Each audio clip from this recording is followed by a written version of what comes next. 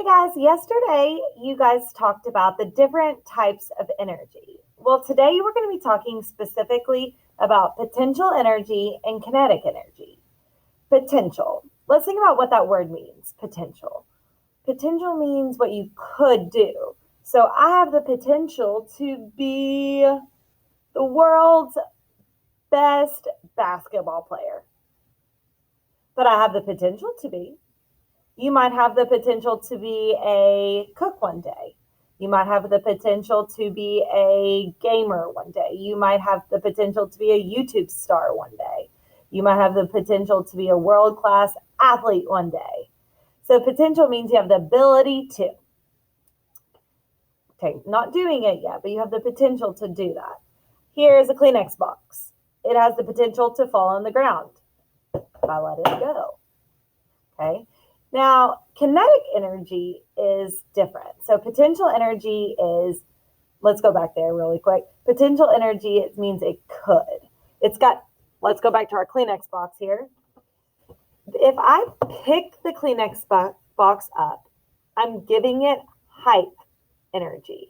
So I'm storing energy inside of this Kleenex box because it now has the potential to move. Is it moving right now? No. But it has the potential to. All I have to do is let it go. When I let it go, it gives it energy. So I pull it up from the ground, giving it energy. It's got all that energy now stored inside of it, that potential energy stored inside. And when I let it go, it falls. So potential energy is stored energy. The higher I pull it up, the more stored energy that it has.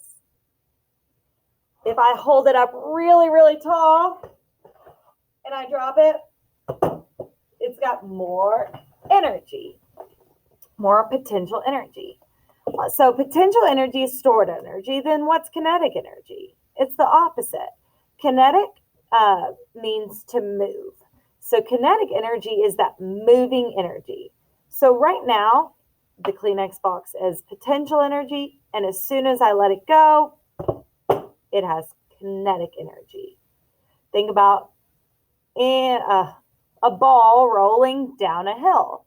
It has kinetic energy. If I've got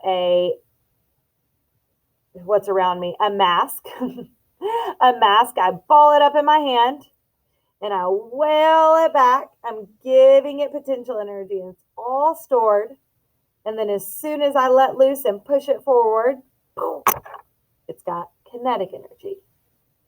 So potential energy is stored energy.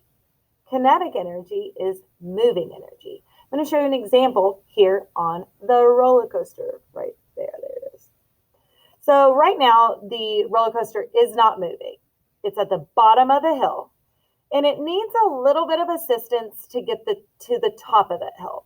So it's got these chains right here that's going to crank you up to the top. Have you guys ever been on a roller coaster and you're like, lean back in your chair and you're like, boom, boom, boom, because you're clicking up the top of the hill.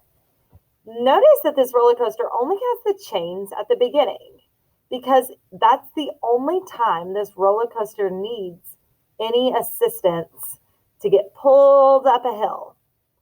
So we've got these people on a roller coaster and they're clicking to the top of the hill. And as they move to the top of the hill, you notice the potential energy is so high because they're at the top of the hill and they've got all of that potential energy.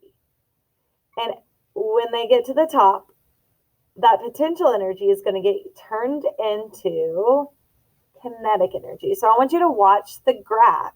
It's going to change from pink to blue because it's going to be going to kinetic energy. Oop. So it changed a lot of its kinetic energy or potential energy into kinetic energy. But notice there's still a little bit of potential energy left. Just enough to be able to get it around this loop. So it's gaining more potential energy. It's at the top. The higher the object is, the more potential energy that it has. And then when it goes down, it's going to change from potential to kinetic. Oh. So now we're here at the bottom of the hill. And it's got to get to the top because it needs to build that potential energy so that it can continue to move. Now that it's at the top of the hill again, notice it has more potential energy, and then it can finish out the ride. So when it was at the very tippy top of the roller coaster, it had the most potential energy because it's the highest point on the roller coaster. When it's at the next highest part in the roller coaster, it's still got a lot of potential energy. And then when it's in the smallest slope of the roller coaster, it's got the smallest amount of potential or stored energy. And that's how roller coasters work, just a lot of converting of potential and kinetic energy. They don't use the little chains to get you through the entire roller coaster. It's just converting energy from one form to another. Today, I want you to define in your Google Classroom exit slip, define potential energy, which is just stored energy, and then kinetic energy, which is moving energy. All righty, kiddos, have a great afternoon.